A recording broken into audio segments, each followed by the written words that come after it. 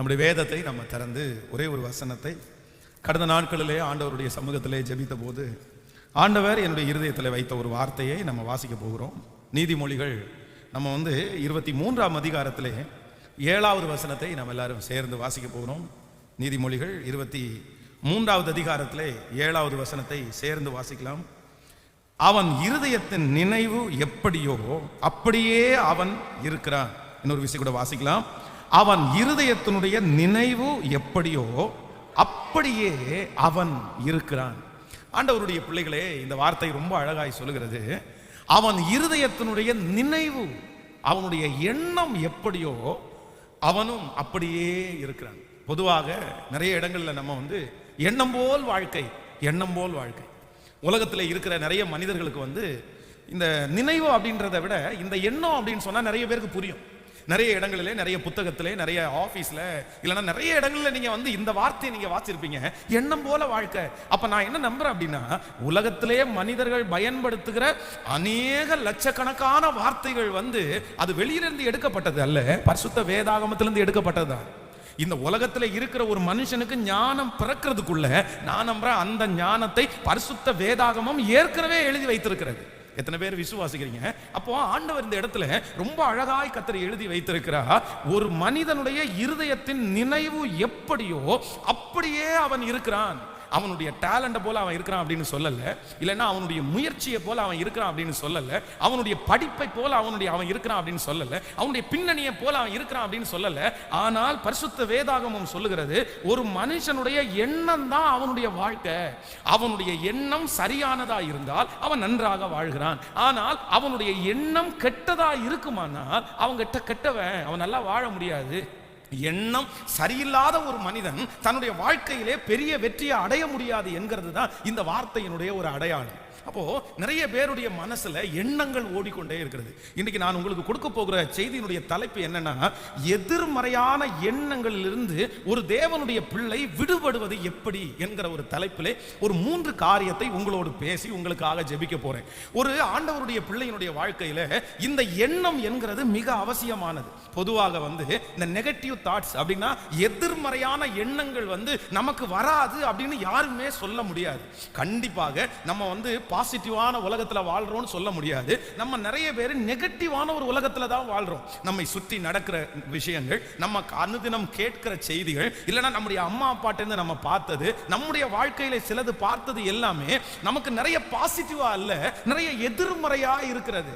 அதனாலே ஒரு மனுஷனுடைய வாழ்க்கையில அவாய்ட் பண்ண முடியாத ஒன்று என்ன அப்படின்னா, இந்த எதிர்மறையான எண்ணத்தை யாருமே அவ்வளவு சீக்கிரமா அவாய்ட் பண்ணிட முடியாது. இல்ல எனக்கு நல்ல எண்ணம் மட்டும்தான் வரும், எனக்கு பாசிட்டிவ் மட்டும்தான் வரும், என் வாழ்க்கையில நெகட்டிவ் என்கிறது வரவே வராது, எதிர்மறையான எண்ணம்ன்றது எனக்கு வந்ததே இல்லை அப்படின்னு சொல்ல முடியாது. சில சூழ்நிலைகள் வித்தியாசமாகும் போது, நெருக்கங்கள் அதிகமாகும் போது, எல்லாரும் கைவிடும் போது, எதிர்காலத்தை குறித்த நம்பிக்கை நம்ம விட்டு போகும்போது, நம்ம அழைக்காமலே, நம்ம விரும்பாமலே நமக்குள்ள வர்றது என்ன அப்படின்னா அந்த எதிர்மறையான எண்ணம். ஆனால் அந்த எதிர்மறையான எண்ணத்தை நீங்க வளர்த்தி கொண்டே இருப்பீர்களே, ஆனால் அந்த எதிர்மறையான எண்ணத்தை நீங்கள் சரியாக கையாள தெரியல அப்படின்னா நான் நம்புறேன் அந்த எதிர்மறையான எண்ணம் உங்களை அழிச்சிரும், அந்த நெகட்டிவ் தாட்ஸ் உங்களை அழிச்சிரும். வேதத்திலே அதை பல மனிதர்களை நம்ம வாசிக்க முடியும். நீங்கள் தாவீதுனுடைய ஒரு நல்ல ஆலோசனைக்காரன் அகித்தோப்பேல் என்கிறவன் இருக்கிறார். இந்த அகித்தோப்பேலுடைய ஆலோசனை கடவுளே நேரடியா பேசுறது போல இருக்குமாமா, அவ்வளவு அழகான ஆலோசனைக்காரன். ஆனால் நாட்கள் தாண்டினது, இவன் தாவீதை விட்டு அவனுடைய மகனாகிய அப்சலோமிடத்துல போய் சேர்ந்தான். அன்னைக்கு இருக்கிறதுல அப்சலோம் தான் எல்லாருக்கும் முன்னாடி ஒரு பெரிய ஹீரோவா இருந்தான். அப்ப நான் என்ன நம்புறேன் அப்படின்னா, இந்த அகித்தோப்பேல் ஒரு பிளான், ஒரு திட்டம் போடுறான். இல்ல தாவீதால இனி தொடர்ந்து இந்த ராஜ்ய பாரத்தில் நிலைக்க முடியாது, ஏன்னா அப்சலோம் பக்கம் நிறைய பேர் சேர்ந்துட்டாங்க, அப்சலோம் பலசாலி, அப்சலோம் அழகானவன், அதனால தாவீதினிடத்துல நம்ம இருக்கிறது நமக்கு வெயிட்டா இருக்காது.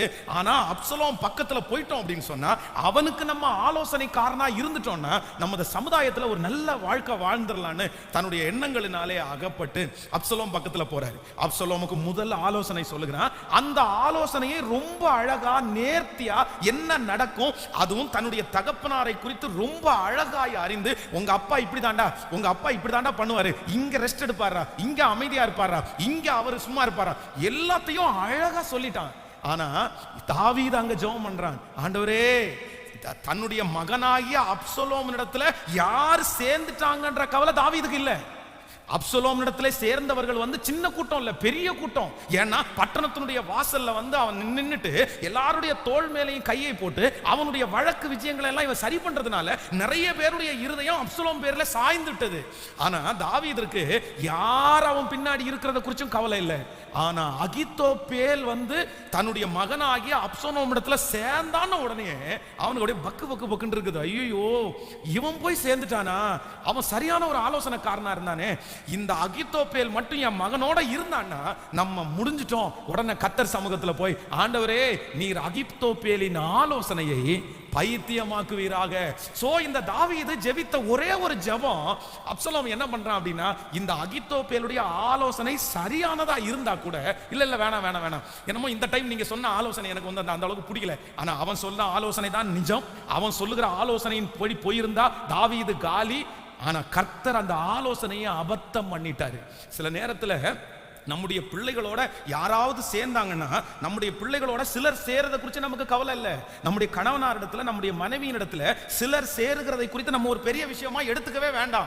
அவர்களால பாதிப்பு வராது.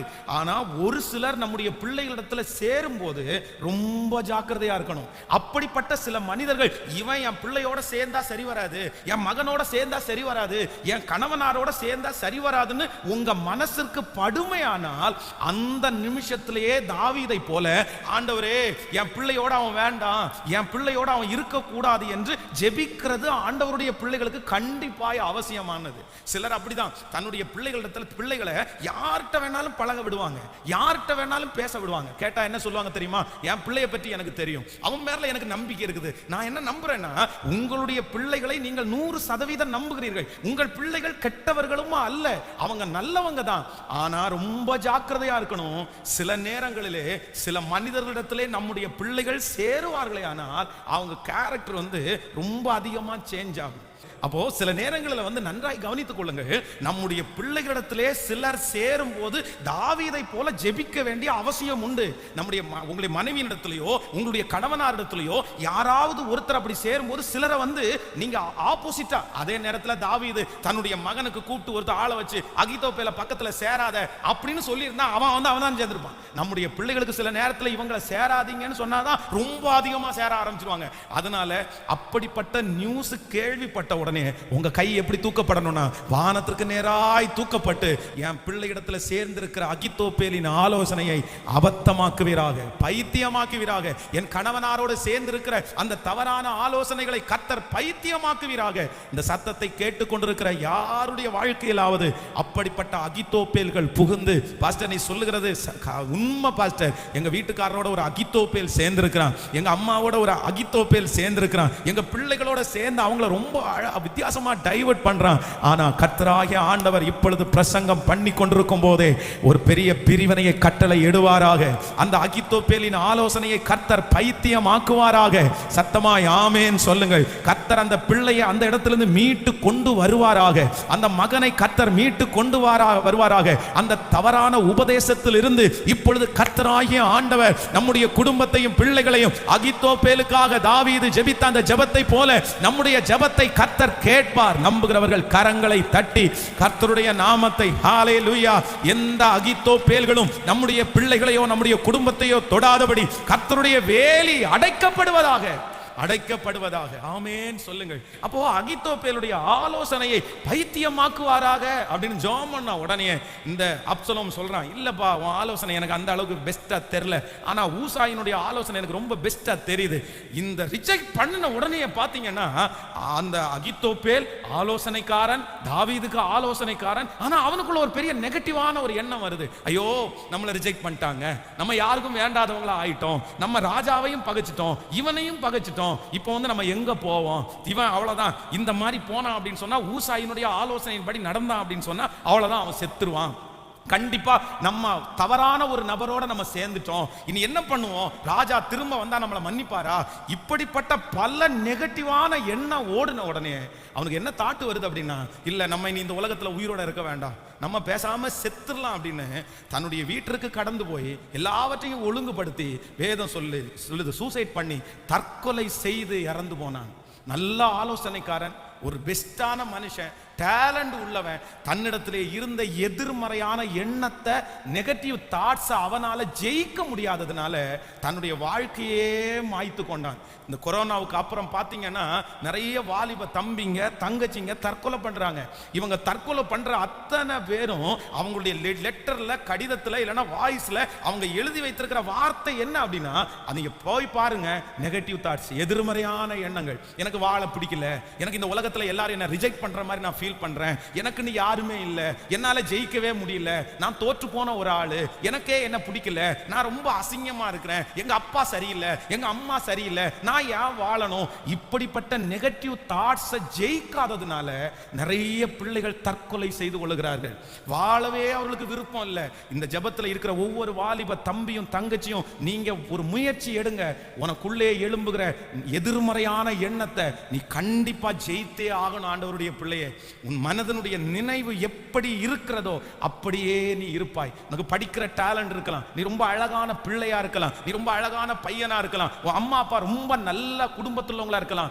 ஆனா எதிர்மறையா எழும்புற எண்ணத்தை மட்டும் நீ அழிக்கல அப்படின்னு சொன்னா, அந்த எதிர்மறையான எண்ணம் நீ எப்படி உன்னை குறித்து யோசிக்கிறாயோ அப்படியே உன்னை உட்கார வச்சிரும், அப்படியே உன்னை அழிச்சிரும். அதனால இன்றைக்கு கிருபை கேளுங்கள். ஆண்டவரே, எவரையும் மேன்மைப்படுத்தவும் பலப்படுத்தவும் கர்த்தருடைய கரத்தினால் ஆகும். குழியிலிருந்து தூக்கி விடுகிறவர் கர்த்தர். ஹல்லேலூயா, ஆமென் சொல்லுங்கள். வருத்தப்பட்டு பாரம் சுமக்கிறவர்களே, நீங்கள் எல்லாரும் என்னிடத்தில் வாருங்கள், நான் உங்களுக்கு இளைப்பாறுதல். நம்முடைய மன அழுத்தத்திலிருந்து நமக்கு இளைப்பாறுதல் கொடுக்கிற கர்த்தருடைய ஒரு தெய்வீக பிரசன்னம் நம்ம ஆராதிக்கிற இடங்களிலே அப்படியே வாசம் பண்ணுகிறது. கைகளை உயர்த்தி எல்லாரும் சொல்லுவோம், தகப்பனே, எங்களுக்குள்ளே, எங்களுடைய குடும்பத்திற்குள்ளே யாருக்குள்ளேயும் இந்த எதிர்மறையான எண்ணங்கள் மேற்கொள்ளாதபடி சத்தமாய் சத்தமாய் ஜெபிக்கலாம். இந்த எதிர்மறையான எண்ணங்கள் எங்களையோ எங்களுடைய குடும்பத்தையோ மேற்கொள்ளாதபடி இப்பொழுது உம்முடைய அனுக்கிரக காலம் எங்கள் மேல் இறங்குவதாக, உம்முடைய கரம் எங்கள் மேல் வைக்கப்படுவதாக. ராஜா, ஸ்தோத்திரம் ஸ்தோத்திரம், ஹல்லேலூயா. கடந்த நாட்களிலே ஒரு தெரு வழியாக நான் நடந்து போகக்கூடிய ஒரு சூழ்நிலை உண்டானது. அப்போ நான் அந்த தெருவில் நடந்து அப்படியே ஜெபம் பண்ணிட்டே போகும்போது என்னுடைய கண்ணுக்கு இதுவரையிலும் நான் எங்கேயுமே பார்த்துராத ஒரு போர்டு அந்த இடத்துல பார்த்தேன். எனக்கு பிரமிப்பா இருந்துச்சு. ஒரு டைம் பார்த்தேன்னா அந்த இடத்துல நின்றுட்டு அந்த போர்டில் எழுதி இருக்கிறத ரொம்ப தெளிவாக திரும்ப வாசிக்க ஆரம்பித்தேன். அந்த போர்டில் என்ன எழுதியிருந்த அப்படின்னா, ஒரு மருத்துவமனை. என்ன மருத்துவமனைனா, தூக்கம் வராதவர்களுக்காக சிறப்பு மருத்துவமனை. அந்த மருத்துவமனைக்கு என்ன பேர் அப்படின்னா, தூக்கம் அப்படின்னா நித்திரை வராதவர்களுக்காக சிறப்பு மருத்துவமனை. என்னுடைய வாழ்நாளில் இன்னைக்கு கிட்டத்தட்ட எனக்கு 38 வயது ஆக போகிறது. இந்த 38 வயசுல இந்த மாதிரி ஒரு ஹாஸ்பிட்டல் போர்டை நான் பார்த்ததே இல்லை. எனக்கு ரொம்ப அது இப்படியே தனியா தூக்கத்துக்குன்னே ஒரு ஹாஸ்பிட்டல் இருக்குமா அப்படின்னு நான் நினைக்கிறேன். அதுக்கு மட்டும் பொதுவாக சைக்காலஜிக்கலா பாதிக்கப்படுறவங்களுக்கு தூக்கம் டிஸ்டர்ப் ஆகும். அதனால மனநல மருத்துவர்கள் இருக்கிறார்கள். அந்த மனநல மருத்துவர்கள் அவர்களை பார்த்து தூக்கத்துக்கான மாத்திரையை கொடுப்பாங்க, அவங்க சரியாயிருவாங்க. இன்னும் சில டாக்டர்ஸ் சில வலியினால அந்த தூக்கம் வராமல் இருக்கும், அவங்களுக்கு மாத்திரை கொடுப்பாங்க. ஆனா தூக்கத்துக்காக மட்டும் ஒரு ஹாஸ்பிட்டல் இருக்கிறத நான் இப்பதான் கண்டுபிடிச்சேன். அப்ப நான் நம்புறேன், கடந்த நாட்களிலே நமக்கு ஏற்பட்ட அந்த கொரோனாவுடைய விளைவு பாத்தீங்கன்னா இன்னைக்கு அது ஒரு ரொம்ப தீவிரமான எஃபெக்டா இருக்குது. அப்ப அது நிறைய பேருடைய தூக்கத்தை குறைச்சிருச்சு, நிறைய பேருடைய வாழ்க்கையை தலைகீழாய் புரட்டி போடப்பட்டுருச்சு. அப்போ நம்ம ரொம்ப ஜாக்கிரதை உள்ளவர்களா இருக்கணும். ஆண்டவரே, எனக்கு கிருபை வேணும், எதிர்மறையான எண்ணத்தை நான் ஜெயிப்பதற்கு எனக்கு கிருபை தாரும். ஹல்லேலூயா. அவன் மட்டுமல்ல, அம்னோனை குறித்து வேதம் சொல்லுது, இந்த அம்னோனுக்குள்ள ஒரு எதிர்மறையான எண்ணம் வருது. அப்போ அந்த எதிர்மறையான எண்ணத்தை அவனுடைய வாழ்க்கையிலே அவனுக்கு கையாள தெரியாததுனாலே வேதம் சொல்லுகிறது, ஒரு தவறான முடிவுக்கு நேராய் கடந்து போனான். அப்போ நம்ம எல்லாருமே அதை ஜெயிக்கணும். ஆமென் சொல்லுங்க பார்க்கலாம். ஒரு 3 காரியங்களை நம்ம எல்லாரும் ரொம்ப கவனமா நீங்க கவனிக்கணும். இந்த செய்தி ஒருத்தருக்கு உள்ளது அல்ல, இந்த செய்தி எல்லாருக்கும் உள்ளது. நம்ம எல்லாருமே எப்படி வாழணும்னா, நம்முடைய மனசு நல்லா இருந்துச்சுன்னா, நம்முடைய யோசனை நல்லா இருந்துச்சுன்னா, நான் நம்புறேன் நம்ம எல்லாரும் ரொம்ப நல்லா வருவோம். ஆமென். பக்கத்துல 3 பேருடைய கரத்தை பிடிச்சு சொல்லுங்க, உங்க யோசனை நல்லா வந்துச்சுன்னா நீங்க நல்லா வருவீங்க. சொல்லுங்க, மனதின் நினைவு எப்படி இருக்கிறதோ அப்படி இருக்கிறேன்.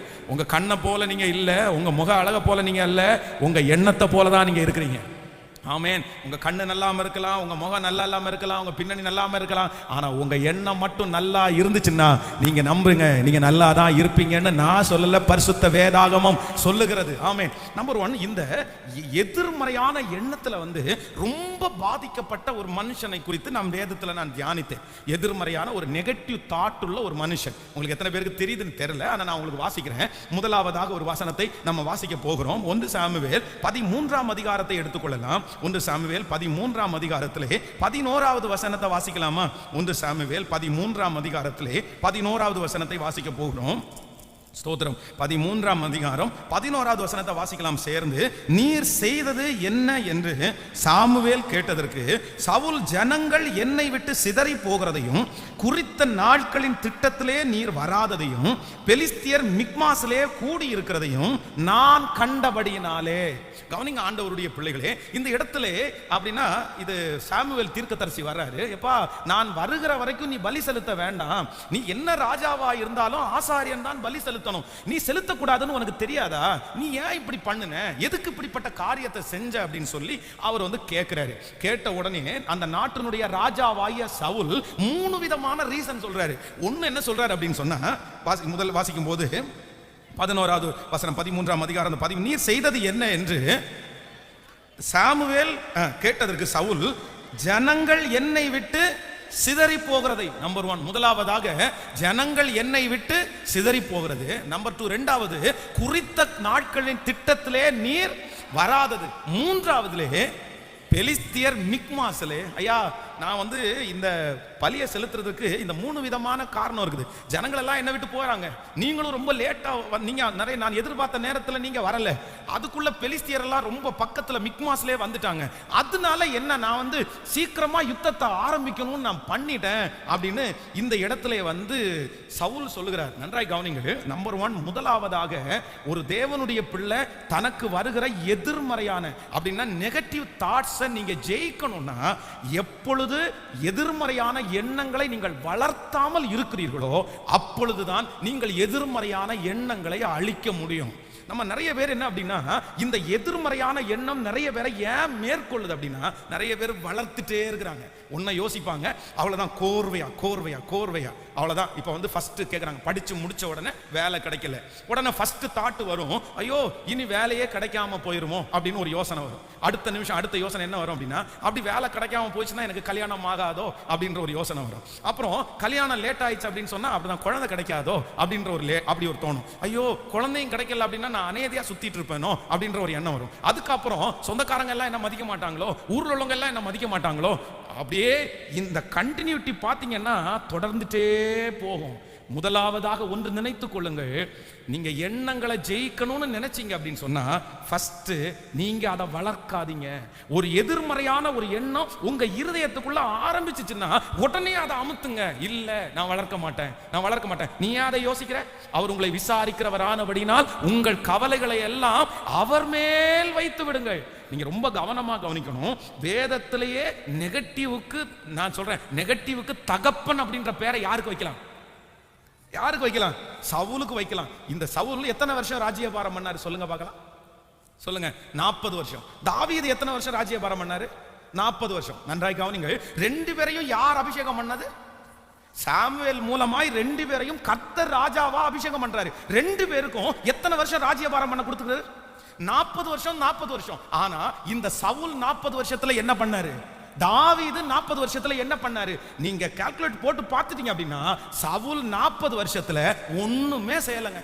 பட்டயத்தை இடுப்புல சொருகிட்டு 3000 பேரை கூட்டிட்டு 2000 பேரை கூட்டிட்டு வாங்கடா ஒரே ஒருத்தனை துரத்த போலாம், வாங்கடா தாவீதை துரத்த போகலாம். ஆனா நான் நம்புறேன் 40 வருஷம் வரைக்கும் தாவீதை அவனால அழிக்க முடிஞ்சுச்சா? இல்ல அந்த 40 வருஷத்துல ஆண்டவர் அவனுக்கு கொடுத்ததை புடுங்கிட்டாரா? இல்லவே இல்லை. அவனுக்குள்ளே இருந்த எதிர்மறையான எண்ணம் 40 வருஷத்துல அவனை ஒண்ணுமே இல்லாம ஒரே இடத்துல உட்கார வச்சிருச்சு. கவனிங்க, இதுக்கு என்ன இன்னொரு வசனத்தை வாசிங்கன்னா உங்களுக்கு ரொம்ப கிளியரா தெரியும்னு நினைக்கிறேன்.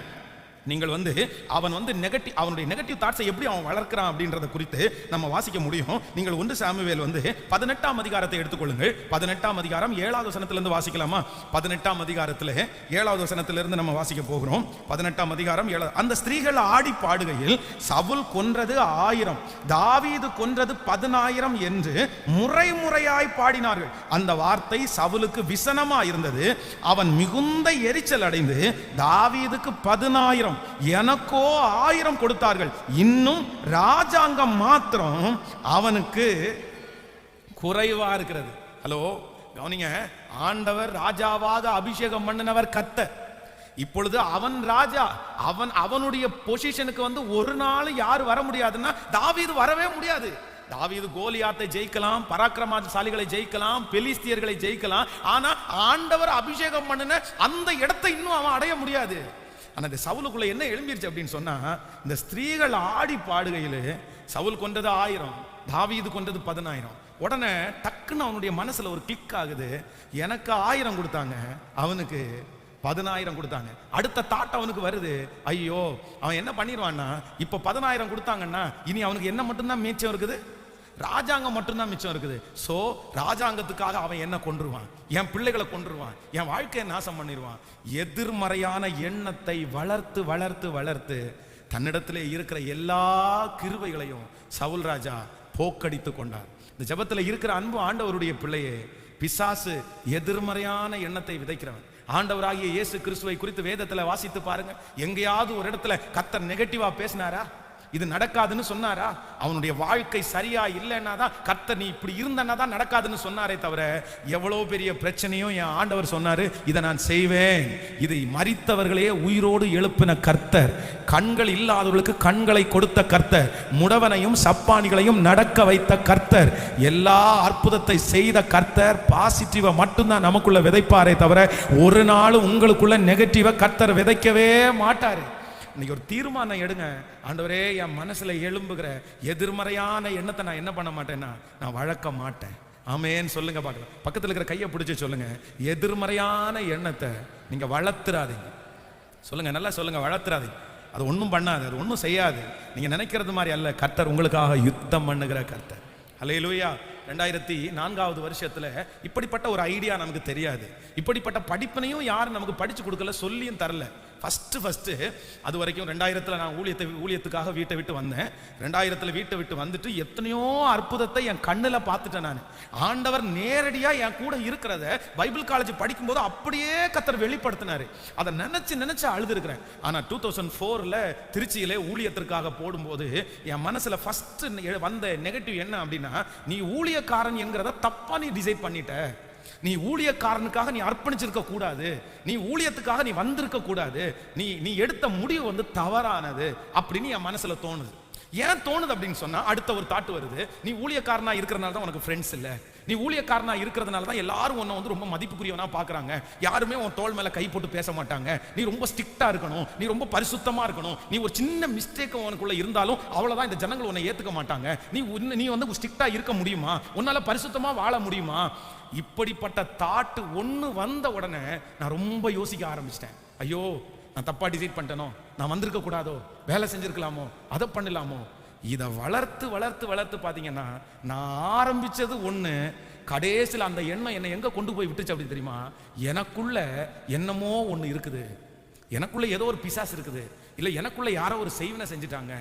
அந்த அளவிற்கு அந்த எண்ணங்கள் என்னை கடைசி வரைக்கும் கொண்டு போயிருச்சு. அந்த எண்ணம் என் தூக்கத்தை என்னை விட்டு எடுத்துருச்சு. அந்த எண்ணம் என்னுடைய எதிர்காலத்தினுடைய அச்சீவ்மெண்ட் எல்லாம் என்னை விட்டு எடுத்துருச்சு. வாழக்கூடிய பலன் எனக்கு இல்லை, நான் செய்யணும்னு தோணலை. ஒவ்வொரு நாளும் நான் ஏன் வாழ்றேன், நான் எதுக்கு வாழ்றேன், எல்லாரும் சந்தோஷமா வாழ்றாங்களே, நான் மட்டும் ஏன் இப்படி சோகமா வாழ்றேன், நான் ஒரு லக்கி இல்லாத ஒரு ஆளு, நான் இப்படி பிறந்திருக்க கூடாது, நான் இந்த குடும்பத்துல பிறந்தேனே, அப்படி இப்படின்னு நான் யோசிக்க ஆரம்பிச்சேன். இந்த ஜெபத்துல இருக்கிற யாரோ ஒருத்தர் ஆண்டவர் எச்சரிக்கிறார். வாலிப தம்பி தங்கச்சி இல்ல பெரியவர்களா இருந்தாலும் உங்களுடைய வாழ்க்கையினுடைய எதிர்மறையான எண்ணத்தை நீங்க வளர்த்துகிறதை என்றைக்கு நீங்க நிறுத்துகிறீர்களோ அன்றைக்கு தான் ஆண்டவர் உங்களிலே பிரியப்படுவார். ஆமேன். அவர் உங்களை விசாரிக்கிறவர் ஆனபடினால் உங்கள் கவலைகளை எல்லாம் யார் மேல வச்சிருங்கன்னா, சொத்துங்க எல்லாரும் சொல்லுங்க பார்க்கலாம், கையை உயர்த்தி. அவர் மேல வச்சிருங்க. சொல்லுங்க, கர்த்தர் மேல. உங்க பிள்ளைய குறிச்ச கவலையை கர்த்தர் மேல வைங்க சிஸ்டர். தகப்பனே, தாயே, உங்க எதிர்காலத்தை குறித்த கவலையை கர்த்தர் மேல. நான் நம்புகிறேன், யெகோவா ஈரே, கர்த்தர் பார்த்து கொள்ளுவார். கர்த்தர் பார்த்து கொள்ளுவார். ஆமென் சொல்லுங்கள். இந்த நீங்க வசனத்தை மட்டும் குறித்துக் கொள்ளுங்கள். நீங்கள் 1 சாமுவேல் 18ஆம் அதிகாரம் 11வது வசனம், 18ஆம் அதிகாரம் 17வது வசனம், 19ஆம் அதிகாரம் 1வது வசனம், 20வது அதிகாரம் 30வது வசனம், 22ஆம் அதிகாரம் 21வது வசனம், 24 1 சாமுவேல், இதெல்லாமே 1 சாமுவேல் 24ஆம் அதிகாரம் 16வது வசனம், 1 சாமுவேல் 26வது அதிகாரம் 2வது வசனம். இது எல்லாத்துலயும் நீங்க வாசிச்சு பாத்தீங்கன்னா ஒண்ணு தெரியும். சவுல் என்ன பண்றாரு அப்படின்னா, தன்னுடைய எதிர்மறையான எண்ணத்தை வளர்க்கிறதுனால அவர் பண்ணுகிறதை குறித்து இதுல வாசிக்கணும். நீ ஒண்ணு மட்டும் வாசிங்க, அதை கண்டிப்பா வாசிக்க நான் நினைக்கிறேன். 1 சாமுவேல் 14ஆம் அதிகாரத்தில் 52வது வசனத்தை வாசிக்கலாமா? 1 சாமுவேல் 14ஆம் அதிகாரம் 14ஆம் அதிகாரம். அவருக்குள்ள இருக்கிற நெகட்டிவ் தாட்ஸ் அவர் எங்க கொண்டு போய் விடுது பாருங்களேன். 14ஆம் அதிகாரம் 52வது வசனத்தை வாசிக்கலாம். ஸ்தோத்திரம். 52வது வசனத்தை வாசிக்கும் போது கீஸ் 52, சவுல் இருந்த நாளெல்லாம் பெலிஸ்தியர் மேல் கடினமான யுத்தம் நடந்தது. சவுல் ஒரு பராக்கிரமசாலியாயிலும் ஒரு பலசாலியை ஆயிலும் காணும் போது அவர்கள் எல்லாரையும் தன்னிடமாய் சேர்த்து கொள்ளுவான். ஹலோ, கவனிங்க. இவனுக்குள்ளே இருக்கிற அந்த தன்னை குறித்த தாழ்வு மனப்பான்மை, அந்த கான்பிடென்ட் இல்லாத அந்த தன்மை, யாரு பலசாலிகளை பார்த்தாலும் உடனே என்ன பண்ணிடுவாராமா? சத்தமா சொல்லுங்க. சிலருக்கு இப்படிப்பட்ட பழக்கம் இருக்குது. அந்த பெரியவங்களை பார்த்துட்டாங்கன்னா அவங்கள பார்த்துட்டா கைக்குள்ள போட்டு வச்சுக்கிற மாதிரி, அப்படி போட்டு வச்சுக்கிற மாதிரி. கர்த்தரை நம்ப மாட்டாங்க இவங்க. யாரை நம்புவாங்க? சத்தமா சொல்லுங்க. பலசாலிகளை நம்புவாங்க. இந்த நம்முடைய தேசத்தை ஆண்டு கொண்டிருந்த இந்த ராஜீவ் காந்தியை அந்த கொன்னுட்டாங்க பாருங்களேன். கொல்லும் போது பாத்தீங்கன்னா அவருடைய பாதுகாப்பு படையாளர்லாம் அவரை சுற்றி தான் நின்றுருக்காங்க நிறைய பேர். அவருக்கு பாதுகாப்பாக எல்லாத்தையும் வைத்திருந்தாரு. ஆனா அவரை பாதுகாக்க முடிஞ்சா அப்படின்னு கேட்டா கண்டிப்பா பாதுகாக்க முடியல. நிறைய பேர் இன்னைக்கு என்ன பண்றாங்க அப்படின்னு சொன்னா, ஒரு பெரிய கூட்டத்துல போகும்போது அவங்க நம்ம நெரிச்சல் ஆகாம இருக்கிறதுக்கு யாராவது 2 பேரை விடுறது தப்பு இல்லை. சிலர் பாத்தீங்க அப்படின்னா அந்த கருப்பு டிஷர்ட் போட்டு பாத்தீங்க அப்படின்னா பெரிய ஜிம்ல உள்ளவங்களை எல்லாம் சுத்தி விட்டுருப்பாங்க. அவளுக்கு பாடி யாரு பவுன்சரா? ஸோ என்னமோ அது எனக்கு ரொம்ப ஆச்சரியம். என்னன்னா நிறைய பேர் இப்போ ஊழியக்காரங்களே அப்படி பாரு பவுன்சர்லாம் வைக்க ஆரம்பித்தாங்க. நான் ஒரு நாள் தனியாக ஒரு கடையில் சாப்பிட்றதுக்காக போயிருந்தேன். அப்போ ஒரு ஊழியக்காரர், ஒரு பாஸ்டர் எனக்கு கூப்பிட்டாங்க. பாஸ்டர் எப்படி இருக்கீங்க? நல்லா இருக்கேன் அப்படின்னு. எங்கே இருக்கீங்க அப்படின்னு. இந்த மாதிரி எங்கே இருக்கேன் அப்படின்னு. எங்கே ட்ராவல் பண்ணிட்டு இருக்கீங்களா? ஆமாம் பாஸ்டர், பக்கத்தில் சாப்பிட்றதுக்காக போயிட்டு இருக்கேன் அப்படின்னு சொன்னேன். சொன்ன உடனே தனியாவா போறீங்க அப்படின்னு கேட்டாங்க. ஆமாம், நான் தனியாக தான் போகிறேன், மோஸ்ட்லி தனியாக தான் போவேன் அப்படின்னு சொன்னேன். சொன்னேன், ஐயோ பாஸ்டர் நீங்களாம் தனியாக போகாதீங்க, நீங்க யாரையாவது ஒரு 2 பேரை கூட எப்பவும் வச்சுக்கோங்க அப்படின்னு. எனக்கு அவர் என் மேல அன்பு வச்சு சொல்றாரு. ஆனா அது ஒரு வித்தியாசமா தான் தெரிஞ்சிருச்சு. அப்போ மனிதருடைய எல்லாருடைய பார்வைக்கும் நம்மளை சுற்றி யாராவது ஒருத்தர் பலசாலிகள் இருக்கிறது பாதுகாப்பு அப்படின்னு நினைக்கிறோம். அப்ப நான் என்ன நம்புறேன் அப்படின்னா, தங்கள் மேல நம்பிக்கை இல்லாதவங்க, ஆண்டவர் மேல நம்பிக்கை இல்லாதவங்க தான் என்ன பண்ணுவாங்க? கேட்கல, பக்கத்துல கையை பிடிச்சி கேளுங்க, உங்களுக்கு பவுன்சர் வேணுமான்னு கேளுங்க, இந்த பாடி ஃபில்டர் வேணுமான்னு கேளுங்க. நிறைய பேருக்கு இருந்தா நல்லா இருக்கும்னு தோன்றாங்க. யாருக்கு தெரியுமா? தங்கள் மேல அவங்களுக்கு என்ன இல்லை, எவனாவது சுட்டான்னா எவனாவது போட்டான்னா அப்படின்னு நினைக்கிறாங்க. இல்ல ஆண்டவருடைய பிள்ளைகளே, இந்த சவுல் ராஜாவுக்கு இருந்த ஒரு பெரிய எண்ணம் இல்லைன்னா, அவருக்குள்ள ஒரு பெரிய கான்ஃபிடென்ட் ஆல வர்றவங்க போறோம், யாராவது ஒருத்தர் ரொம்ப பெருசா காமிச்சான்னா தோலை கைப்படி, பாப்பா நீ தேவைப்பா, பாப்பா உனக்கு என்னப்பா பண்ணணும், உன் குடும்பத்துக்கு செட்டில் பண்ணணும், நான் செட்டில் பண்ணிடுறப்பா. போறவங்களையும் வர்றவங்களையும் இப்படியே சேர்த்து கொண்டாராமா. ஆண்டவரை சேர்க்கணும்னு நினைக்கல, பயங்கரமான பராக்கிரமசாலியா இருக்கிற கர்த்தர் இருக்கிறார். அவர் இஸ்ரவேலின் ராணுவங்களின் தேவனாகிய கர்த்தர். அந்த அறிவு யாருக்கு இருந்துச்சுன்னா தாவீதுக்கு இருந்துச்சு. தாவீது பெலிஸ்தனுக்கு விரோதமாய் போகும்போது என்ன சொல்றாருன்னா, எப்பா நீயோ ஈட்டியோடும் பட்டயத்தோடும் வருகிறாய், ஆனா நானோ நீ நிந்திக்கிற இஸ்ரவேலின் ராணுவங்களின் தலைவர் அவர். எல்லாருக்கும் அவர் இருக்கார், அவர் நாமத்தினால வர்றேன், அதனால நான் இன்னைக்கு உன்னை ஜெயிப்பேன்ப்பா. அப்போ நமக்கு ஒரு பெரிய கான்ஃபிடென்ட் வேணும், நமக்கு ஒரு நம்பிக்கை வேணும். என்ன அப்படின்னு சொன்னா, எனக்குள்ளே இருக்கிறவர் பெரிய தேவன். ஆமென் சொல்லுங்க. சோ நம்பர் 1, எல்லாரும் மறக்க மாட்டீங்கன்னு நினைக்கிறேன், நெகட்டிவ் தாட்ஸ் வந்த உடனே அதை என்ன பண்ணிடணும்? கேட்கல, அதை அழிச்சிடணும், ஃபர்ஸ்டே நிறுத்திடணும். வந்துச்சுன்னு உடனே எந்திரிச்சிடணும். ஐயோ பிசாசு குட்டி வந்துட்டான்னு நினைக்கணும். ஆமென். உங்க முன்னாடி நெகட்டிவ் கொண்டு வரது யாரு? இயேசு கிறிஸ்துவா? கேட்கல, பாஸ்டரா? கேட்கல. நிறைய பேருக்கு பிசாசு என்று சொல்றதுக்கு ரொம்ப பயமா இருக்கு போல தெரியுது. இல்ல நீங்க பயப்படுறீங்களா இல்ல வெக்கப்படுறீங்களான்னு தெரியல. பிசாசு பிசாசு அப்படின்னு இல்ல, நல்லா சொல்லுங்க, அவன் தான் கொண்டு வரான். அப்ப நான் நம்புறேன், கர்த்தர் நமக்கு பயமுள்ள ஆவியை கொடாமல் பலமும் அன்பும் தெளிந்த புத்தியுமுள்ள ஆவியை கொடுத்திருக்கிறார். ஹல்லேலூயா. நீர் என்னோட இருக்கும்போது எனக்கு என்னப்பா கலக்கம். ஆண்டவரே, என்னுடைய கவலைகளை எல்லாம் யார் மேல வைப்பேன்னா கர்த்தர் மேல் வைப்பேன். ஆமென். கடந்ததை நினைத்து கலங்காதே, நடந்ததை மறந்து விடு. கடந்ததை நினைத்து கலங்காதே, நடந்ததை மறந்து விடு. கர்த்தர் புதியன செய்திடுவார், இன்றே நீ காண்பார். கர்த்தர் புதியன செய்திடுவார், இன்றே நீ காண்பார். அதை இன்றே நீ காண்பார், அதை இன்றே நீ காண்.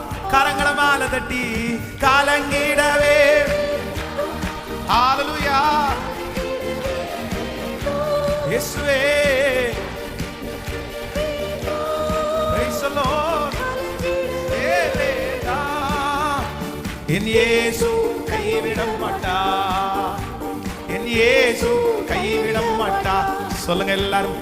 பிராணிக்கு மேலாக சோதிக்கப்பட அவர் ஒரு நாளும் விட மாட்டார். பிராணிக்கு மேலாக சோதிக்கப்பட அவர் ஒரு நாளும் விட மாட்டார். தாங்கிடும் பலன் தருவார், தப்பி செல்ல வழி செய்வார். தாங்கிடும் இயேசுவே, தப்பி செல்ல வழி செய்வார். நான் தப்பி செல்ல வழி செய்வா. இப்பவே அந்த கிருபை வரட்டும் அப்பா. இப்ப கைகளை மேல தட்டி சொல்லுங்க, கலங்கிடவே. இயேசுவின் நாமத்தினால எதிர்மறையான எண்ணங்கள் இப்பொழுது சிறைப்படுத்தப்படுவதாக, அரஸ்ட் பண்ணப்படுவதாக, இயேசுவின் நாமத்தினால தடுக்கப்படுவதாக. இனி அது வளரவே கூடாது. கைவிட மாட்டா எங்கள் இயேசு, கைவிட மாட்டா. ஹல்லேலூயா. தன் தகப்பனாரை விட்டு யோசேப்பு அந்நிய தேசத்திலே அடிமையாய் விற்கப்படும் போது அவனுக்குள்ள எதிர்மறையான எண்ணம் வந்திருக்குமா, வந்திருக்காதா? சொல்லுங்க, வந்திருக்குமா?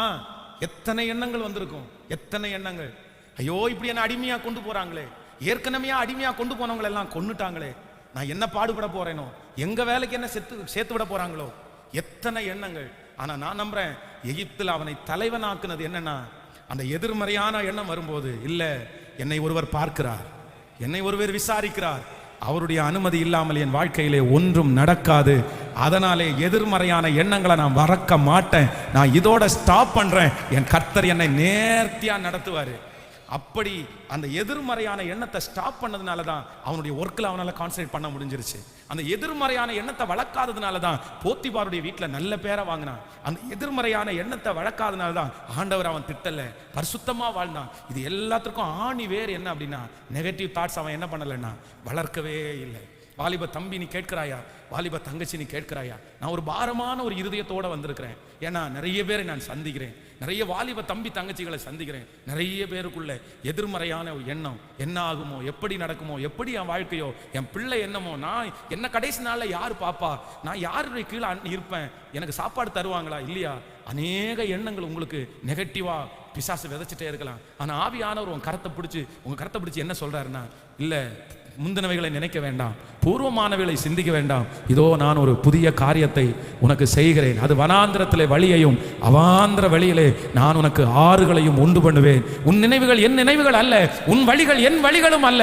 உன்னை குறித்து நான் நினைத்திருக்கிற நினைவுகள் தீமைக்கு அல்ல, உன்னை குறித்து நான் நினைத்திருக்கிற நினைவுகள் நன்மைக்கு ஏதுவானவளே. அன்றையும் அவருடைய தீர்மானத்தின்படி அழைக்கப்பட்டவர்களாகி தேவனிடத்தில் அன்பு கூறுகிற உங்களுக்கு சகலமும் சத்தமாய், சகலமும் சகலமும் சகலமும் நன்மைக்கு ஏதுவாகவே நடக்கிறது. ஹல்லேலூயா.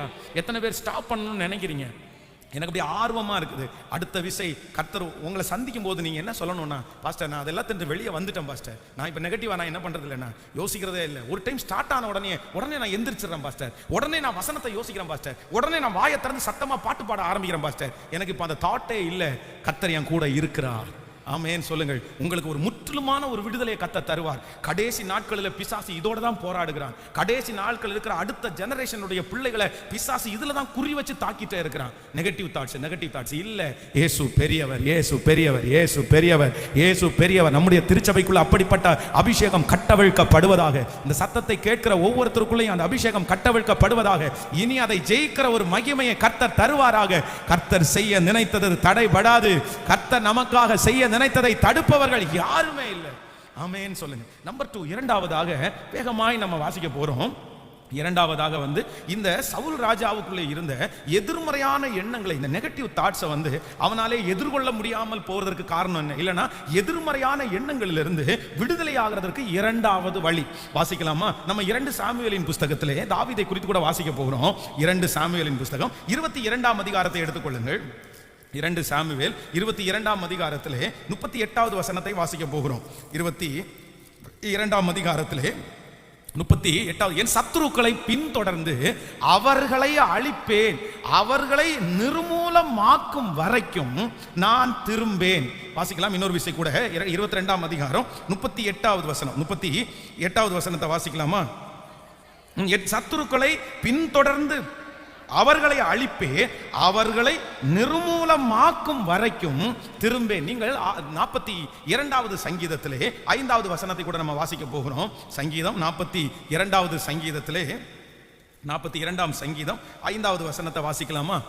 5வது வசனத்தை வாசிக்கலாம். என் ஆத்துமா தேவன் மேல்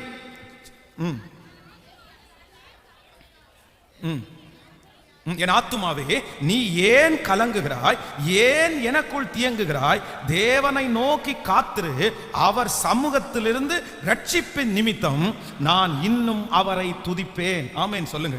கர்த்தருடைய பிள்ளைகளே, இரண்டாவதாக இங்கே சங்கீதக்காரனுடைய வாழ்க்கையில் உள்ள ஒரு வசனத்தை வாசித்தோம். அப்படின்னா அவனுடைய ஆத்துமா அவனுக்குள்ளே எதிர்மறையான எண்ணத்தினால கலங்கி கொண்டிருக்கிறது. ஐயோ, நீ இவ்வளவு பெரிய பாடுகளை நீ சுமக்கிறாயே, நீ என்ன பண்ண போற?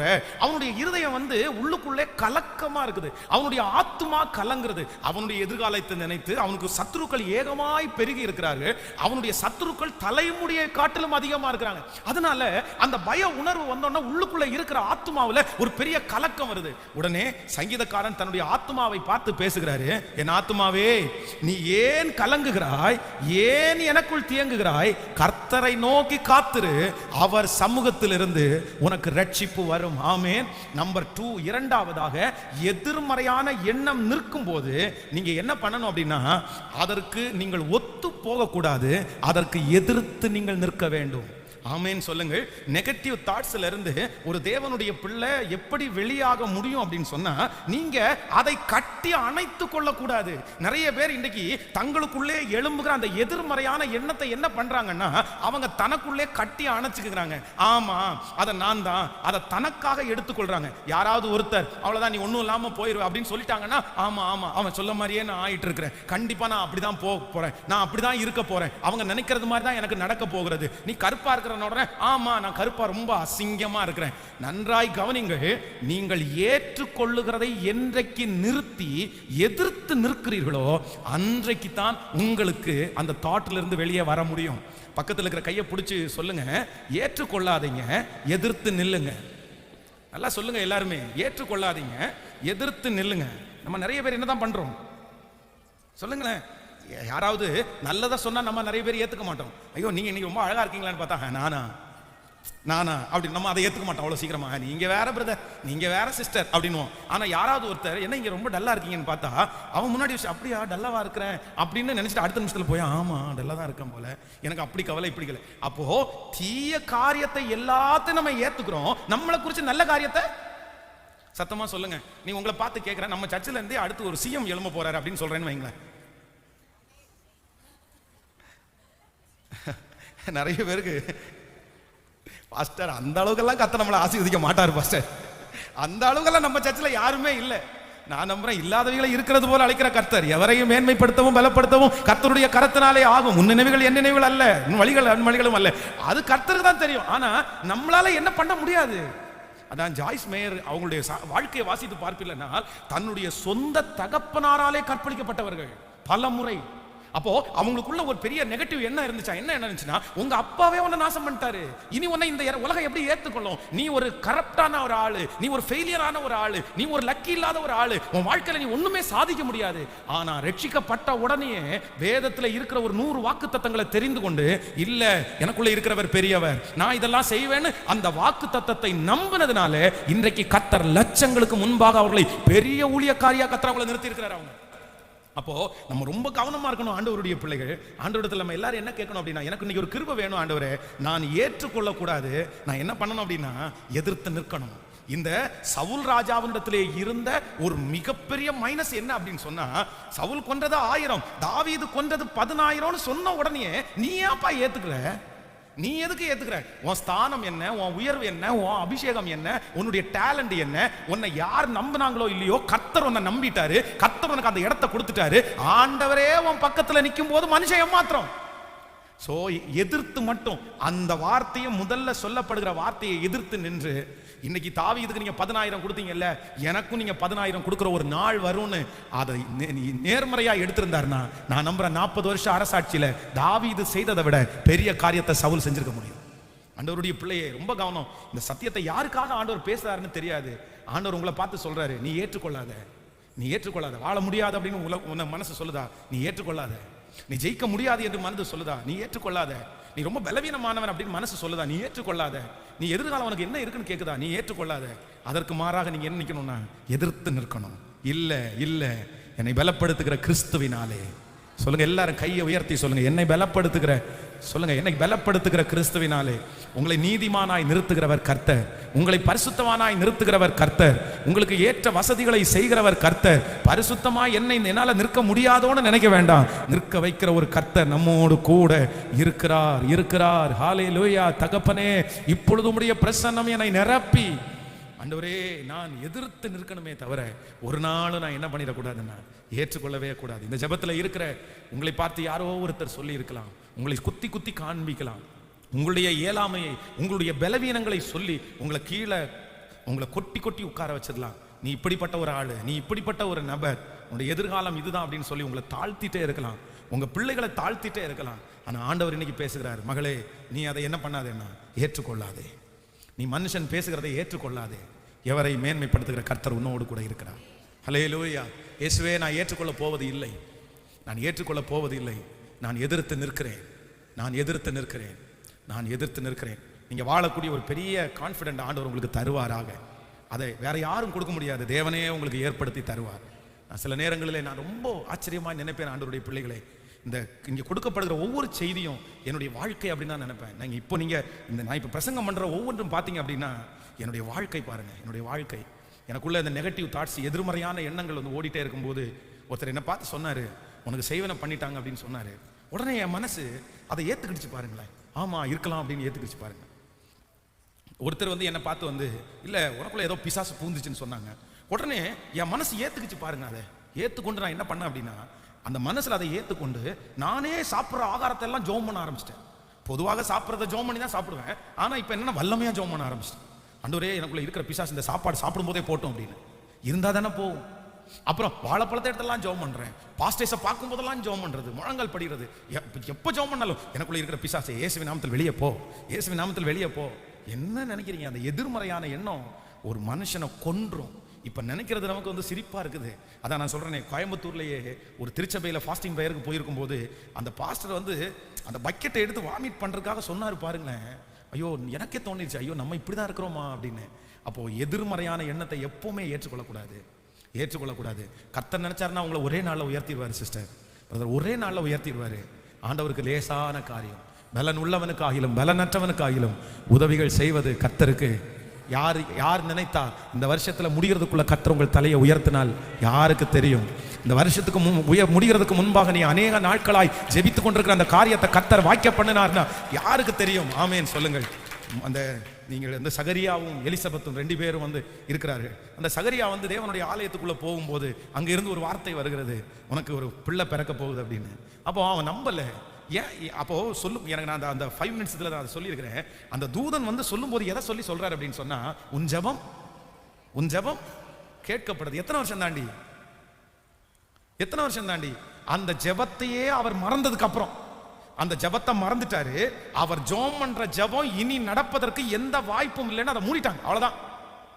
சகரியா என்ன பதில் சொல்றாருன்னா, நான் வயது சென்றவன், என் மனைவியும். அப்போ 100 வயசுக்கு அப்புறமா அவங்க ஜெபம் பண்ணிப்பாங்க எனக்கு குழந்தை வேணும்னு. எப்ப ஜெபம் பண்ணிருப்பாங்க? கல்யாணமாயி கொஞ்ச நாட்கள் ஆன உடனே குழந்தைக்காக ஜெபம் பண்ணாங்க. இப்போ ஜெபம் பண்ணி சலிச்சு போய், ஐயோ நமக்கு இனி அந்த பாக்கியம் கொடுத்து வைக்கல அப்படின்னு நினைச்ச அந்த ஜெபத்தையே மறந்து அதை ஓரம் கட்டி, இனி அந்த நடந்தாலும் நடக்கலன்னு நான் உங்க பிள்ளை ஆண்டவரே அப்படின்னு கர்த்தருக்காக வாழும்போது கர்த்தர் சொல்றாரு, உன் ஜெபத்தை. இது என்ன ஆச்சரியம் பாருங்க. அதனாலதான் அவரால் நம்ப முடியல. நான் நம்புறேன், நீங்க ஜெபம் பண்ண ஜெபம் 20 வருஷத்துக்கு முன்னாடியா இருக்கலாம், 10 வருஷத்துக்கு முன்னாடியா இருக்கலாம். சகரியாவுக்கு சொன்ன ஆண்டவர் உங்கள்கிட்ட சொல்லுவாரு, உன் ஜெபம் கேட்கப்பட்டது. நீ அன்றைக்கு நீங்க அந்த ஜெபத்தை மறந்திருக்கலாம், நீங்க அந்த ஜெபத்தை நினையாமலே போயிருக்கலாம், அந்த ஜெபம் நடக்காதுன்ற முடிவுக்கு நீங்க வந்திருக்கலாம். ஆனா நான் நம்புகிறேன், அவர் ஜெபத்தை கேட்கிற கர்த்தர், நீ ஜெபித்த ஜெபத்தை யார் மறந்தாலும் கர்த்தர் கணக்கிலே வைத்திருக்கிறார் என்கிறதற்கு ஒரு மிகப்பெரிய அடையாளம் அது, மிகப்பெரிய அடையாளம் அது. அல்லேலூயா.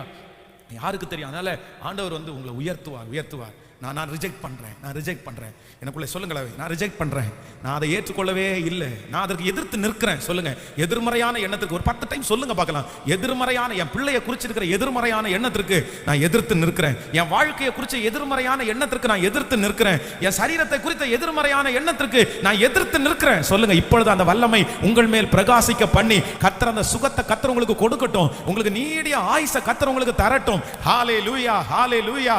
ஸ்தோத்திரம், ஸ்தோத்திரம், ஸ்தோத்திரம், ஸ்தோத்திரம். பெரியவரே, பெரியவரே. ஆமென், ஆமென், ஆமென். ஹல்லேலூயா. நம்பர் 3, மூன்றாவதாக ஒரு வசனத்தை கூட நம்ம வாசித்து முடிக்க போகிறோம். வாசிக்கலாம். எண்ணாகமம், நீங்கள் 13ஆம் அதிகாரத்தை எடுத்துக்கொள்ளலாம். எண்ணாகமம் 13ஆம் அதிகாரத்திலே 30வது வசனத்தை வாசிக்கலாமா?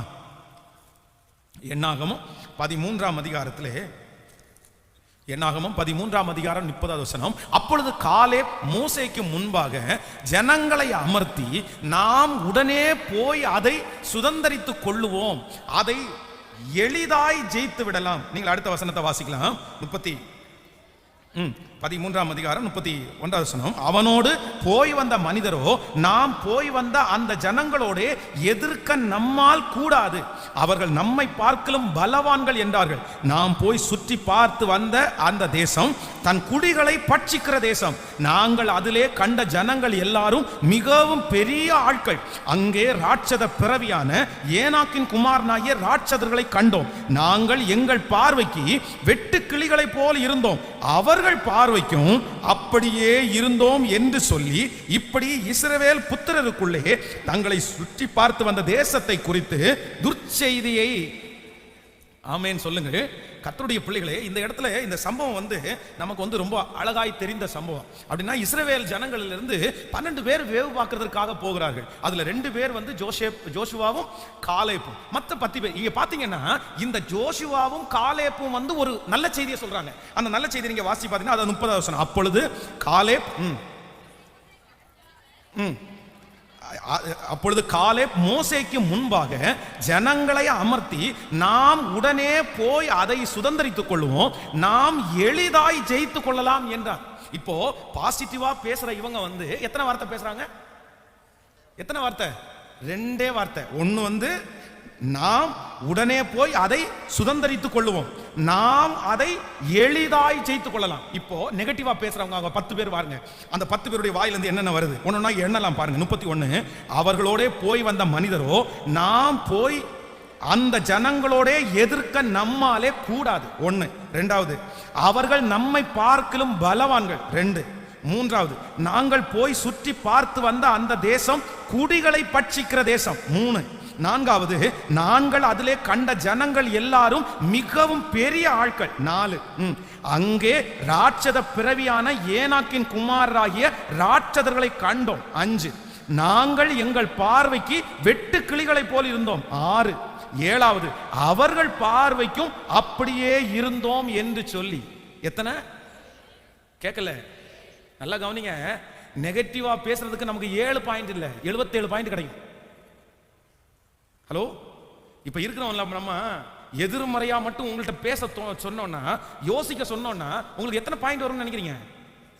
7 இல்ல, சிலருக்கு 70,000 வரும் பாருங்க. அப்படி அது கணக்கே இருக்காது. நீங்க அப்படின்னு கேட்டா போதும், நான் ஒரு உருப்படாதவங்க, நான் ஒரு மோசமானவங்க, நமக்கெல்லாம் ஒன்றும் வாய்க்காதுங்க, நான் தொட்டது எதுங்க உருப்படியாக இருக்குது? நம்ம குடும்பம் என்னங்க நல்ல குடும்பம், அப்பா அந்த மாதிரி, அம்மா இந்த மாதிரி, என் அக்காவே உருப்படலைங்க, நானே, நமக்கு படிப்பு மண்டலே ஏறலைங்க, நம்ம எங்க அசிங்கமா இருக்கோங்க.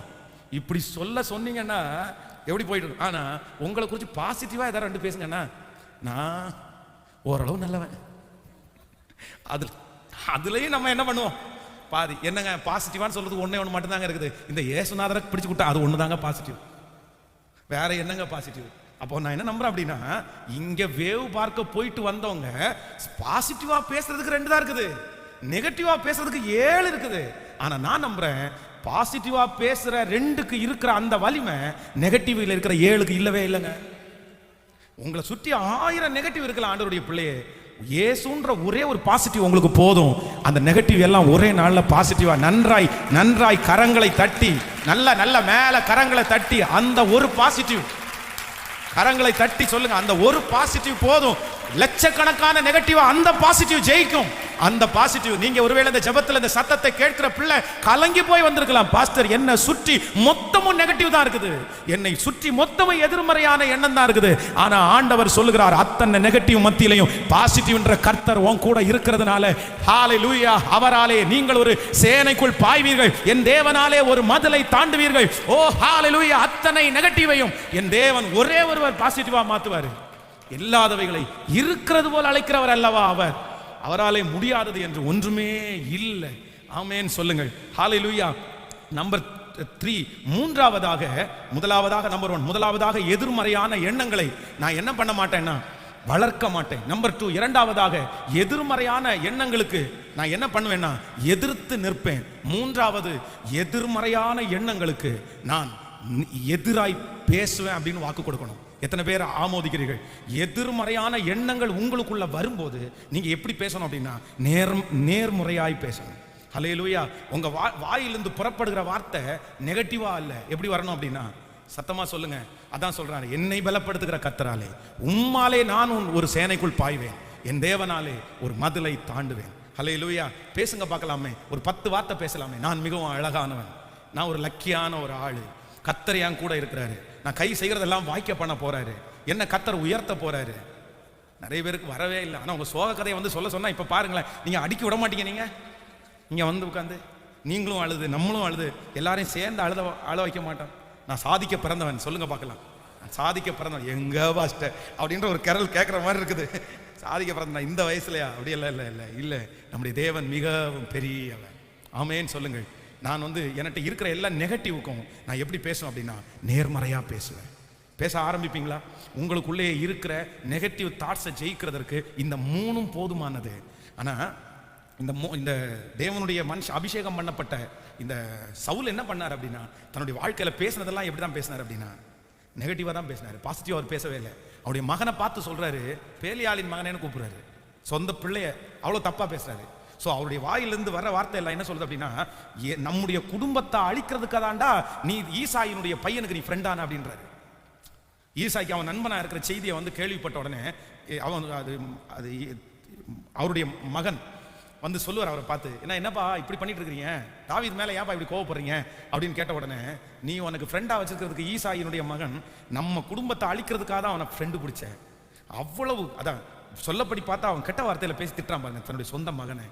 ஏன் அப்படின்னா அவனுக்குள்ளே இருந்த அந்த நெகட்டிவ்னால அவனால் என்ன பண்ண முடியலன்னா, அவனை சுற்றி இருந்த எதையும் பார்த்து பாசிட்டிவா என்ன பண்ண முடியலன்னா பேச முடியல.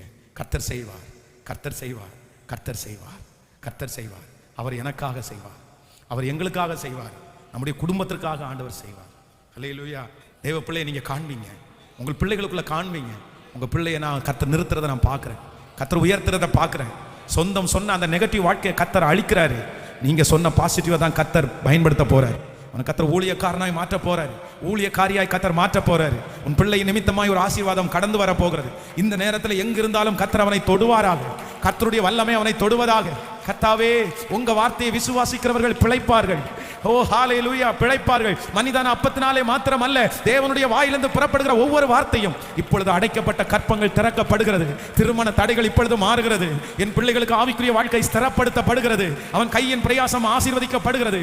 கடன் பாரங்கள் முழுவதுமாக மாறி போகிறது. ஓ ஹalleluya, ஒரு செழிப்பு, ஒரு உயர்வு, ஒரு மனதிலே திட நம்பிக்கை இப்பொழுது வருகிறது.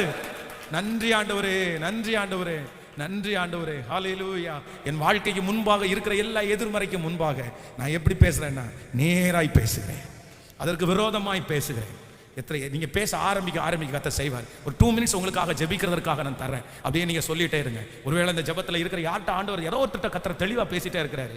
உங்களுக்கு அவ்வளவு தாளந்துகள் இருந்தோம், அவ்வளவு படிப்பு இருந்தோம், அவ்வளவு பின்னணி இருந்தோம், நீ ஒன்றும் இல்லாத மாதிரி இன்னைக்கு ஃபீல் பண்ணி யாராவது ஒருத்தர் வந்திருக்கலாம். பாஸ்டர், நான் தான் பாஸ்டர், என்னை சுற்றி அவ்வளோ படிப்பு இருக்கிறது, அவ்வளோ மதிப்பு எனக்கு இருக்குது, மரியாதை இருக்குது, ஆனால் எனக்குள்ள நிறைய நெகட்டிவ் எண்ணங்கள் ஓடிக்கொண்டே இருக்குது பாஸ்டர். நான் ஃப்ரெஷ்ஷாக இல்லை, இத்தனை இருந்துமே என்னால் அதை அடக்கவே முடியல. நான் என்னமோ ஒரு ஃபெயிலியர் ஒரு நபரை மாதிரி நான் யோசிக்கிறேன். ஆனால் கை நிறைய நான் சம்பளம் வாங்குறேன் பாஸ்டர். நான் எங்க குடும்பத்தில் எல்லாரோட நான் நல்லா இருக்கிறேன் பாஸ்டர். எனக்கு நல்ல வாழ்க்கை, நல்ல வேலை, ஆனால் என்னமோ தெரியல, எனக்குள்ள இருக்கிற எதிர்மறையான எண்ணத்தை என்னால் மேற்கொள்ளவே முடியல பாஸ்டர். யாரோ ஒருத்தர் அப்படி இந்த ஜெபத்தில் இருக்கிறீங்கன்றது எனக்கு தெரியும். கர்த்தர் தான் உங்களிடத்தில் பேசுறாரு. இல்லை, அறிக்கை செய்யுங்க, அறிக்கை செய்யுங்க. சிஸ்டர், நீங்க ஸ்பெஷலான ஆளு. பிரதர், நீங்க ஸ்பெஷலான ஆளு. உங்களுக்குள்ள இருக்கிற வல்லமை பெரிய வல்லமை, உங்களுக்குள்ள இருக்கிற சக்தி பெரிய சக்தி. கர்த்தரே உங்களுக்குள்ள இருக்கிறாரு. உன்னை மகா வறட்சியான காலத்தில் உன்னை நடத்துவேன்னு கர்த்தர் வாக்கு கொடுக்கிறாரு. மனிதனுடைய கையெல்லாம் உன்னை விட்டு போனாலும் கர்த்தர் சொல்றாரு, உன்னை ஏற்கனவே நான் தாங்கினேன், உன்னை சுமந்தேன், உன்னை பாதுகாத்தேன், உன்னுடைய முதிர் வயதிலும் உன்னை நான் விடாமல் காத்து கொண்டிருப்பேன், உன்னை பத்திரப்படுத்துவேன். ஹalleluya, நீ முடிவு வரை, கடைசி வரைக்கும். ஹalleluya, இதோ உலகத்தின் முடிவு பரியந்தம் சகல நாட்களிலும் நான் உன்னோடு கூட இருக்கிறேன். யார் உன்னோடு பிரயாணம் பண்ணி வந்தாலும் வராவிட்டாலும் கடைசி வரை பரலோகத்தில் கொண்டு சேர்க்கிற வரைக்கும் உன் கூட பிரயாணம் பண்ணுகிற ஒரு கர்த்தர் இருக்கிறதுனால சொல்லுங்க, சொல்லுங்க, எனக்குள்ள இருக்கிறவர் பெரியவர். சத்தத்தை உயர்த்தி அறிக்கை செய்யுங்க. நல்ல வாலிப தம்பிங்க, தங்கச்சிங்க, அறிக்கை செய்யுங்க. உனக்கு குறித்து ஒரு பெரிய பிளான கர்த்தர் வச்சிருக்கிறார். தங்கச்சி, தம்பி, ஒரு பெரிய பிளான கர்த்தர் வச்சிருக்கிறாரு. அடுத்த ஜெனரேஷனுக்கு நீதான் தலைவன், அடுத்த ஜெனரேஷனுக்கு நீதான் தலைவி. எனக்கு ஏன் இப்படி நடக்குது பாஸ்டர்? இந்த சின்ன வயசுல எனக்கு மட்டும் ஏன் இப்படி அழுத்தம், எனக்கு மட்டும் ஏன் இப்படி நெகட்டிவ் எண்ணம்? கர்த்தர் வாக்கு கொடுக்கிறார், உன்னை ஒரு பெரிய தலைவனா அபிஷேகம் பண்ண போறாரு, உன்னை ஒரு பெரிய தலைவியா அபிஷேகம் பண்ண போறாரு. நீ அநேகருடைய காயத்தை ஆற்ற போகிறாய், அநேகருடைய குடும்பத்தை கட்டி எழுப்ப போகிறாய். அதற்காக தான் எல்லாரையும் நடத்துகிற பாதை அல்ல, கர்த்தர் உன்னை வித்தியாசமான பாதையில நடத்துகிறார். ஹalleluya. நான் ஒண்ணும் இல்லாம இருக்கிறேனே, நான் எதுவுமே இல்லாம இருக்கிறேனே, என்னை நினைச்ச ரொம்ப ஃபீலா இருக்கு பாஸ்டர். எனக்கு வெளி தோற்றத்துல சிரிக்கிறேன், வெளி தோற்றத்துல தைரியமான ஆளா நிக்கிறேன், ஆனா உண்மையிலே நான் ரொம்ப கோழை பாஸ்டர். நான் ரொம்ப கோழையா இருக்கேன். என்னுடைய இருதயம் அப்படியே எனக்குள்ள தியங்கிட்டே இருக்குது. என் எதிர்காலத்தை நினைச்சா எனக்கு கண்ணீர் அப்படியே கொட்டுது. இரவு நேரத்தில் எனக்கு தூக்கம் சரியா வர்றதில்ல. நான் ரொம்ப ஃபீல் பண்றேன் பாஸ்டர். இப்படியே போனா என் வாழ்க்கை எப்படி அமையும்? இல்ல இல்ல, உன்னுடைய எதிர்மறையான எல்லா எண்ணத்தையும் கர்த்தர் இப்பொழுது அழித்து, ஹalleluya, கர்த்தர் உன்னை நேராய் நடத்துகிறார். இதுவரையிலும் நான் உன்னை நடத்தினது உண்மையானால் கடைசி வரையில் நான் உன்னை நடத்துவேன். காற்றை நீ காண மாட்டாய், மழையை பார்க்க மாட்டாய், ஆனால் உன் பள்ளத்தாக்கு தண்ணீரால் நிரப்பப்படும். இதோ ஒரு அதிசயத்தை உன் கண்கள் காண போகிறது. ஹalleluya, உன் கண்கள் அதிசயப்பட்டது பூரிக்க போகிறது. நன்றி. சாம்பலுக்கு பதிலாய் சிங்காரத்தை கொடுக்கிற கர்த்தர் அவர். ஆமென் சொல்லுங்க. சோ நம்பர் 1, முதலாவதாக சொல்லுங்க பார்க்கலாம். நம்பர் 1, முதலாவதாக என் எதிர்மறையான எண்ணங்கள் எனக்குள்ள வரும்போது நான் அதை என்ன பண்ண மாட்டேன்.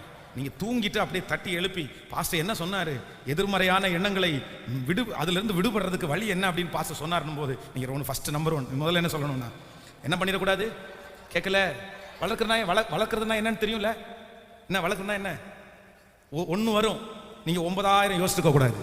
அதான் சின்ன புண்ணு வந்த உடனே அவ்வளோதான் காலையை எடுத்துருவாங்கன்ற அளவுக்கு போயிடக்கூடாது. இதுக்கு பேர் தான் வளர்க்குறது. வந்தது சின்ன புண்ணு, ஆனால் நம்ம எடுக்கிறது எங்கே யோசிப்போம்? நாளைக்கு காலையில் ஆப்ரேஷன், எனக்கு வலது காலை எடுக்க போறாங்கன்ற அளவுக்கு யோசிப்போம். இதுதான் வளர்க்குறது, வளர்க்கக்கூடாது. நம்பர் 2, ரெண்டாவது, நெகட்டிவ் தாட்ஸை ஏற்றுக்கொள்ளக்கூடாது.